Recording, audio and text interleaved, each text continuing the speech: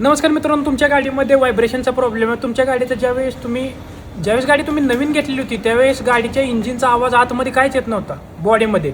आणि त्याच्यानंतर आत्ता काय व्हायला लागले की 60-70 हजार किलोमीटर चालल्यानंतर गाडीचा आवाज आहे ना, संपूर्ण इंजिन वगैरे चालू केल्यानंतर असं व्हायब्रेशन वगैरे आत संपूर्ण गाडीमध्ये येतं आहे. ह्या सगळा प्रॉब्लेम जर तुमच्या गाडीमध्ये होत असेल तर मित्रांनो, खूप महत्त्वाचा व्हिडिओला शेवटपर्यंत बघा. मी समाधान पवार, शिवरुद्र कार्समधनं तुम्हाला ही सगळी माहिती सांगतो. मित्रांनो लक्षात घ्या, ही जी गाडी आहे ना पाठीमागं, त्याच्यावरती आपण याचं इंजिनचं ए माउंट बदलतोय. ए माउंट काय आहे, याचं फंक्शन काय आहे, सगळ्या गोष्टी सांगतो. या ठिकाणी बघू शकता तुम्ही, ह्या गाडीमध्ये प्रॉब्लेम काय येत होता की गाडी अशी स्पीड ब्रेकरवरनं उतरली का अशी धडकीनं आवाज करायची. मग आम्ही संपूर्ण सस्पेन्शन वगैरे चेक केलं, पण सस्पेन्शनमध्ये काहीच प्रॉब्लेम नव्हता. ह्याच्यामध्ये प्रॉब्लेम होता इंजिन ए माउंटमध्ये.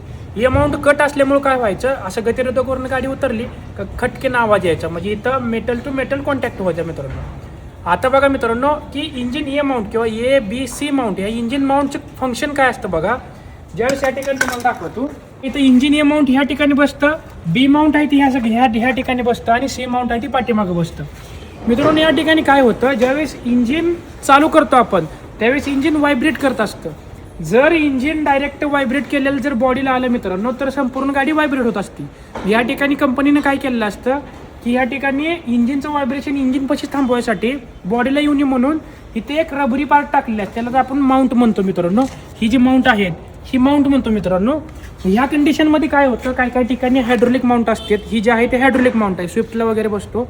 ही हायड्रोलिक माउंट आहे ना मित्रांनो, ज्यावेळेस पंक्चर वगैरे होतो, म्हणजे जे फंक्शन करायचं, ज्याचं व्हायब्रेशन डॅम्प करायचं, म्हणजे गाडीकडनं आलेलं इंजिनकडनं आलेलं जे व्हायब्रेशन आहे ना, ज्या ठिकाणी थांबवायला पाहिजे इथं बॉडीला येऊ नये म्हणून, त्या ठिकाणी काय होतं, ही जर ही जी रबर वगैरे कट झाली किंवा हे जर हायड्रोलिक कट झालं, खराब झालं, तर त्या ठिकाणी काय होतं, इंजिनचं संपूर्ण व्हायब्रेशन आहे ती बॉडीला येतं. मग तुम्हाला काय वाटतं, गाडी 60-70 हजार किलोमीटर चालल्यानंतर असं वाटतं की गाडीच्या इंजिनचा आवाज वाढला आहे, गाडी जेवढी पाहिजे तेवढी स्मूथ वाटत नाही, जशी जुनी नवीन घेतल्या जशी वाटत होती तशी वाटत नाही.